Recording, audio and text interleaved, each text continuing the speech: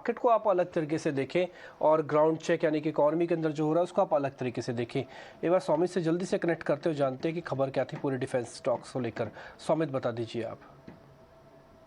तो अगर आप देखेंगे तो डिफेंस एक्विजिशन काउंसिल ने करीब 84,328 करोड़ का जो परचेज ऑर्डर था उसको अप्रूव कर दिया। अब इसमें वो क्या क्या खरीदने वाले हैं, डिफेंस इक्विपमेंट्स आते हैं जिसमें इन्फेंट्री कॉम्बैक्ट व्हीकल्स है, लाइट टैंक्स है और मिसाइल सिस्टम है। बट एक और इम्पॉर्टेंट बात जो इस परचेज ऑर्डर से निकल के आई है वो ये है कि 97% ऑफ द जो ऑर्डर्स है वो होम ग्रोन कंपनीज या डोमेस्टिक कंपनीज को दिया गया है। तो करीब 24 अप्रूवल्स आए थे, उसमें से 21 अप्रूवल्स डोमेस्टिक कंपनीज को दिए गए थे और उनका जो ऑर्डर वैल्यू है वो करीब 81,200 करोड़ के आसपास है।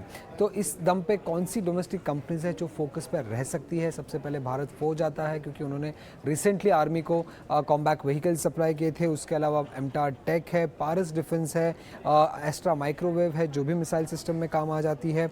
उसके अलावा शिप बिल्डिंग में अगर हम देखें तो कोचिन शिपयार्ड है, मजगांव डॉक है। तो इन सारी स्टॉक्स पे हमें फोकस रखना होगा। इसके अलावा गवर्नमेंट पीएसयूज भी है जैसे कि भारत इलेक्ट्रॉनिक्स, बीईएमएल। तो ये सारे स्टॉक्स फोकस में रहेंगे क्योंकि करीब पहले तो 84,000 करोड़ का ऑर्डर दे दिया गया है और उसमें से 21 कंपनीज को जो 97% ऑफ द ऑर्डर्स है वो होम ग्रोन या डोमेस्टिक कंपनीज को दिया है। तो काफ़ी आत्मनिर्भर हो रहा है भारत और काफ़ी major portion of the order जो है वो इंडियन कंपनीज को अब मिल रहा है डिफेंस के सेक्टर से।